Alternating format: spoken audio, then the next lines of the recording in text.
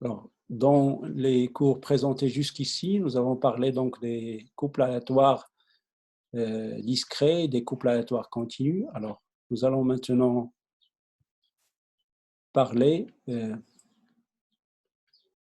la somme ou de la loi de la somme de deux variables aléatoires, aussi bien lorsqu'on dispose d'un couple aléatoire discret, c'est-à-dire deux variables aléatoires discrètes, que lorsqu'on dispose d'un couple aléatoire qui est continu, x et y sont continus. Donc, on parlera de la somme, on essaiera de définir la loi de la somme S égale x plus y dans le cas où x, y c'est un couple aléatoire discret et dans le cas où x, y c'est un couple aléatoire continu. Alors, prenons le cas discret. Considérons donc un couple aléatoire x, y toujours défini sur x croix y avec les mêmes notations. Le oméga, on peut le voir comme étant une partition selon x ou selon y. On peut aussi la voir comme une partition selon x, y. Et intéressons-nous à la variable aléatoire somme que je note ici S, qui est égale à x plus y. C'est une variable aléatoire réelle, discrète, parce que x et y sont toutes les deux discrètes. Le couple est discret dans ce cas-là. Alors, cette variable aléatoire, elle est à valeur dans S, qui est aussi au plus dénombrable. Pourquoi? Parce que x est au plus dénombrable, y est au plus dénombrable. Donc, toutes les valeurs possibles de x sont des valeurs de x plus des valeurs de y qui resteront aussi, qui donneront des valeurs dans S. Et le S sera donc au plus dénombrable. Donc, un SK, c'est tout simplement un certain XK plus un certain YK. Un XK ici, un YK ici. D'accord? Donc, un SK, donc, on prend comme ensemble d'indices pour grand S, grand K. Donc, c'est un ensemble au plus dénombrable. Donc, le S, c'est une variable aléatoire réelle discrète à valeur dans S. Alors, trouver la loi de cette somme, S, ça revient à calculer la probabilité que S prenne une valeur SK quelconque en faisant varier K dans grand K. Alors, cette loi S, on la note pi indice S.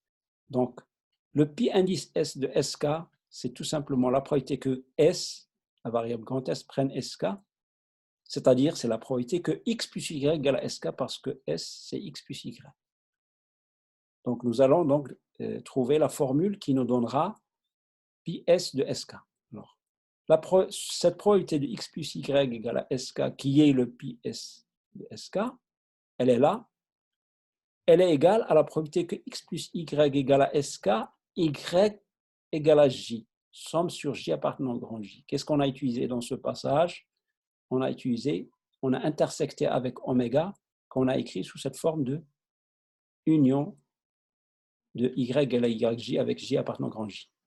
Donc, on a sorti la somme. C'est la même technique, c'est-à-dire des événements disjoints. Donc, ensuite, on a remplacé ce y qui est là par yj, on l'a fait passer de l'autre côté. Donc, on obtient la probabilité que x égale la valeur sk moins la valeur en y qui est yj et y égale à yj, celle-là. Alors, c'est une somme sur j appartenant au grand J. Donc, le pi s de sk qui est égal à cette somme, qui est égal à la probabilité que x plus y égale à sk, qui est égal à ça, c'est égal à cette quantité-là. Ça veut dire que le pi s de sk, qui est la probabilité que x plus y égale à sk, c'est la somme sur j de p de x égale à sk moins yj, virgule y égale à yj. Alors, on a une autre formule de calcul de s, pi s de sk. C'est une sommation, au lieu que ça soit sur i, c'est une sommation sur, au lieu que ça soit une sommation sur j, c'est une sommation sur petit i. C'est la probabilité que x égale à xi, y égale à sk moins si, avec i variant dans grand I. Qu'est-ce qu'on a utilisé? Au lieu d'utiliser cette partition, on a utilisé celle-là. Donc, on a généré, si vous voulez, une autre formule. Alors, les deux formules, celle-là ou celle-là, sont les mêmes, sont identiques, ils donnent le même résultat. c'est ce qu'on appelle une formule de convolution. C'est une formule de convolution, c'est pour ça qu'on a noté ici le mot convolution. Donc, déterminer la loi de S revient à calculer ces probabilités-là pour chaque valeur de SK, ou bien ces probabilités pour chaque valeur de SK. On trouvera la même chose. Donc, ce sont les formules, une des formules marche. Donc, les deux formules marchent, donc l'une suffit pour calculer la loi de S. Alors maintenant, imaginons que notre couple est indépendant. Notre couple XY est indépendant. Donc, la loi de la somme devient la formule ci-dessus, les deux formules ci-dessus deviennent cette formule. C'est-à-dire, on avait la probabilité que X égale à SK moins YJ, virgule Y égale à Y4, ça devient donc un produit, probabilité en X et en Y. La même chose pour la seconde formule. C'est-à-dire, on avait écrit cette probabilité comme produit de la probabilité que X égale à SK moins YJ fois la probabilité que Y égale à YJ, en utilisant l'indépendance de X et Y. La même chose ici. Donc, dans ce cas-là, on obtient les deux formules équivalentes aussi, dans le cas où notre couple est indépendant. Donc, pour calculer la loi de la somme de XY, lorsque XY est un couple indépendant, voilà la formule. Donc, pi S de SK, c'est celle-là. Ou celle-là, c'est la même chose.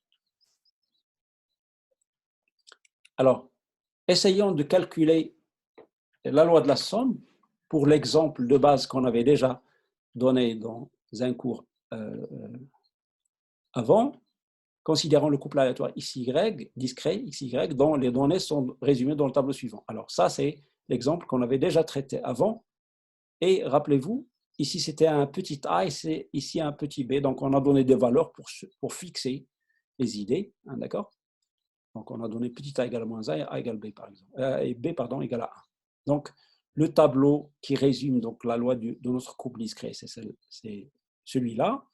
Nous avons donc x, l'ensemble des valeurs de x qui est x1, x2, c'est 0, 1. x1, c'est 0. x2, c'est 1. Et y, c'est moins 1, 1. Donc, y1, y2, c'est moins 1, 1. Moins 1, 1. Alors, et on s'intéresse au calcul de la loi de la somme. Alors, si on veut calculer la loi de la somme,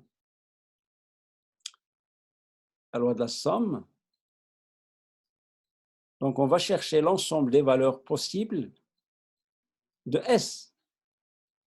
Si X peut prendre les valeurs 0, 1, et Y peut prendre les valeurs moins 1 et 1, ou 1, alors la somme peut prendre 0, moins 1, 0 plus 1, 1 moins 1, 1 plus 1. Donc, toutes les possibilités donneront donc moins 1, 0, 1, 2. Ça veut dire moins 1 plus 0, c'est moins 1. Il est là. Moins 1, moins 1, moins 1 plus 1, c'est 0. Il est là. 1 plus 0, c'est 1. Et 1 plus 1 égale 2. Donc, toutes les possibilités de somme des valeurs de x et de y. Donc, mon S, ici, la variable aléatoire S, elle est discrète, elle est à valeur dans moins 1, 0, 1, 2. Alors, calculons, déterminant sa loi, on calcule sa loi. Donc, pi S de moins 1, on va utiliser la première formule, celle-là par exemple. Regardez, on va revenir à la formule qu'on va utiliser. On va utiliser cette formule, celle-là. X égale à SK moins YJ, Y égale à YJ, on somme sur les valeurs de Y. Donc, en utilisant cette formule, regardez, donc la probabilité que S égale à moins 1, c'est pi S de moins 1, c'est la probabilité que S égale à moins 1, c'est la somme de la probabilité que X égale à SK, qui est moins 1, moins YJ, et Y égale à YJ. Pour toutes les valeurs de J, c'est-à-dire on va sommer sur toutes les valeurs possibles de J. Alors, lorsque J égale à 1, donc on va prendre Y1, Y1 c'est moins 1. Lorsque J égale 2, ça sera J égale 2, ça veut dire Y2. Y2 c'est 1. Donc on aura cette somme de probabilité. Alors lorsque Y égale à moins 1, quand on remplace ici, ça sera moins 1, moins 1, ça fait 0. Y égale à moins 1. lorsque y égale à 1, on va obtenir moins 1, ça fait moins 2. Donc, on obtient ça plus ça. Maintenant, la probabilité que x égale 0, y égale à moins 1, on regarde dans le tableau, c'est 1/3. La probabilité que x égale moins 2, y égale à 1, c'est 0 parce que x ne peut prendre que 0 et 1. Donc, il est impossible que x prenne la valeur moins 2. Donc, ça, c'est un événement qui est impossible, c'est-à-dire 0. Donc, ça donne 1/3. Alors, on refait de même pour sk égale à 0. Sk égale à 0, donc c'est la même formule.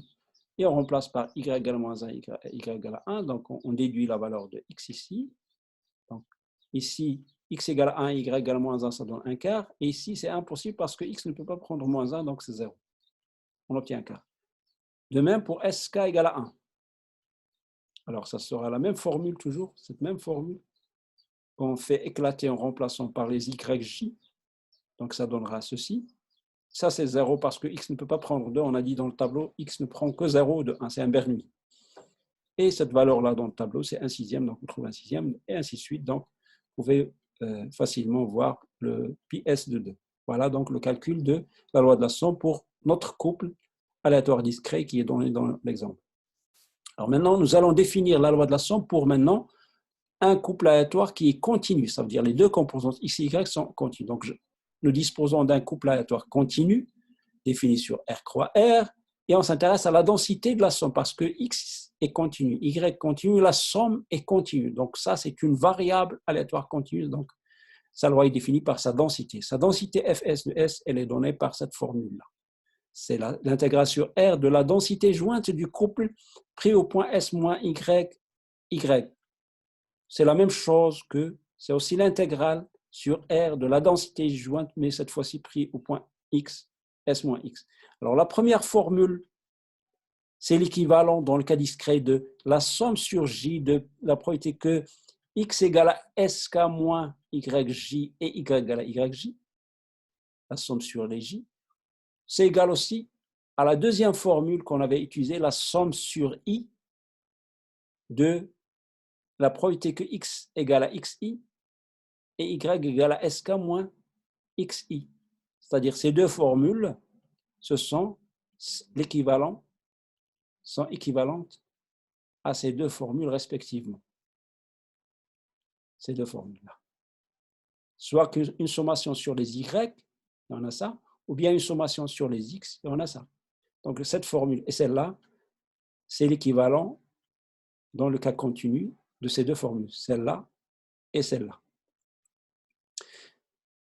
Lorsque maintenant le couple XY qu'on a utilisé ici pour calculer cette somme-là, lorsque ce couple est indépendant, donc le FXY, on peut le voir, on peut l'écrire comme étant produit des densités marginales, Fx et Fy.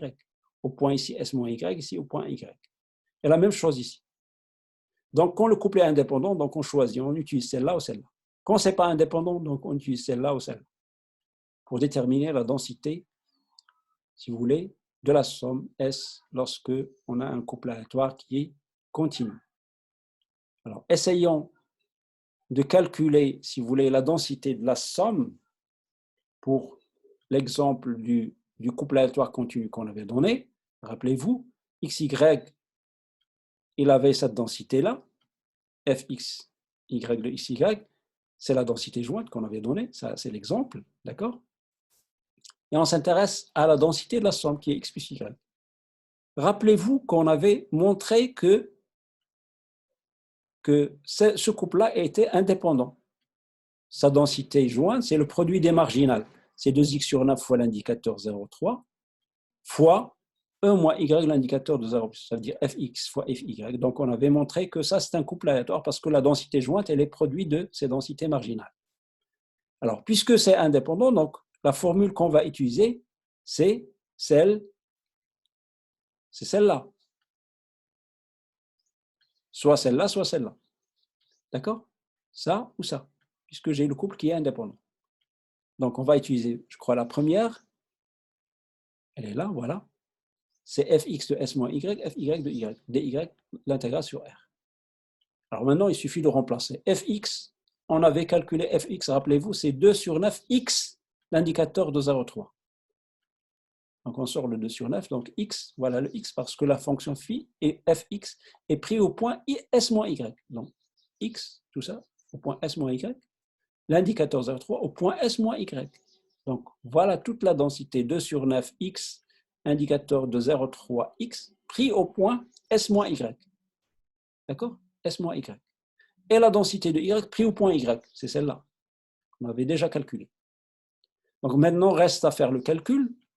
Alors, l'indicateur de 0,3 de S au point S moins y, c'est la même chose, ou c'est équivalent à l'indicateur sur S-3S pris au point Y. Ça veut dire qu'il suffit d'écrire que S-Y doit être entre 0 et 3, donc c'est ce qui vous donnera le Y entre S-3 et S. Donc cet indicateur, on peut l'écrire comme ça. D'accord? Alors, on est en train d'intégrer par rapport à Y, donc on sort tout ce qui ne dépend pas de Y, on le sort, et on fait le calcul. Alors, on doit distinguer, on doit faire une petite discussion, regardez ici, parce qu'on veut intégrer par rapport à Y. Le Y, il est à la fois dans 0 plus l'infini, parce que s'il sort de 0, à gauche de 0, c'est 0, et à la fois, il doit être dans S-3S. S'il sort de cet intervalle, c'est aussi 0. Donc, il faut discuter l'intersection de cet intervalle-là, S-3S, avec 0 plus l'infini. Alors, le S, on sait qu'il est positif. Pourquoi? Regardez. Votre S, c'est la somme de x plus y. Les valeurs possibles de ma variable aléatoire pour x, c'est 2x sur 9, l'indicateur de 0,3 pour x. Donc le x est en positif, il est dans 0,3. S'il sort à gauche de 0, à droite de 3, c'est nul. La densité est nulle. Donc x varie dans 0,3. Le y, lui, il varie dans 0 plus l'infini. Donc, quand j'ai un x et un y, leur somme sera dans 0 plus l'infini.